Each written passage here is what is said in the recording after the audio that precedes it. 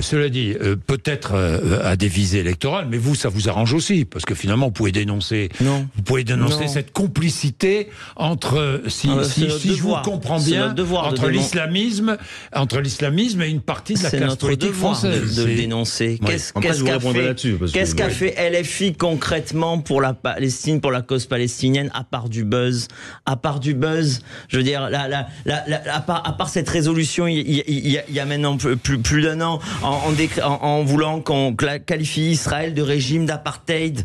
Bon, donc c'est quoi à part l'antisionisme et donc l'antisémitisme? Je rappelle la définition de l'antisionisme, c'est nier l'existence d'Israël, être contre l'existence d'Israël. Donc c'est une manière d'être antisémite, évidemment. Voilà la réalité.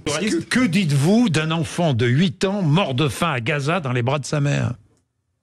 Je le mets à égalité avec les 1100 victimes du massacre du 7 octobre. Et je considère que c'est tout aussi regrettable. Mais la situation actuelle, c'est le résultat direct et la volonté du Hamas en faisant le 7 octobre. Il savait très bien, il avait programmé, il savait très bien ce qui allait arriver. Et la conséquence aujourd'hui, évidemment, et la réponse d'Israël était programmée. C'était le but du Hamas. Je vous rappelle que le Hamas a déclenché... la question. Je finis mon raisonnement. Oui. Le massacre du 7 octobre est fait uniquement pour saboter les accords d'Abraham, est fait uniquement pour saboter à quelques jours un accord historique de paix entre Israël et l'Arabie Saoudite qui aurait entraîné notamment la reconnaissance de l'État palestinien. Voilà ce qu'a fait le Hamas. Voilà pourquoi il y a eu les massacres du 7 octobre. Est-ce que les bombardements israéliens sur Gaza sont justes, sur la bande de Gaza?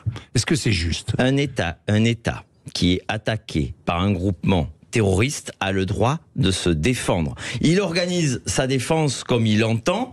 Voilà, à partir de là. Et on n'a rien à dire, on ferme les yeux. Il organise sa défense comme il l'entend et nous fermons les yeux.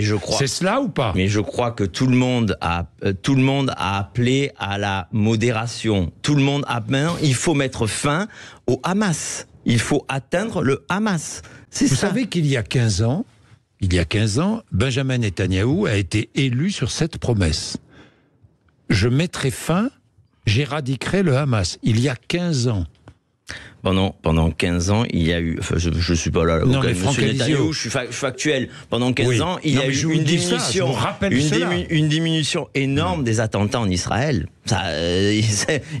Factuellement, il y a eu un recul des attentats, mais massif en Israël. Il n'y avait plus d'attentats. Et puis, il y a eu le 7 octobre. Le 7 octobre, c'est 1100 victimes. Moi, je suis le citoyen d'une nation qui a eu 273 victimes depuis 2012 des attentats islamistes. Eh bien, je me sens solidaire d'un pays qui est victime des mêmes islamistes et qui ont fait 1100 morts. Voilà. Et des viols et des massacres d'enfants. Je veux dire, à un moment donné, il y a un agresseur, un agressé dans cette histoire. Hein. C'est comme en Ukraine et en Russie. Il y a un agresseur, un agressé. L'agresseur, c'est le groupement terroriste Hamas. L'agressé, c'est Israël.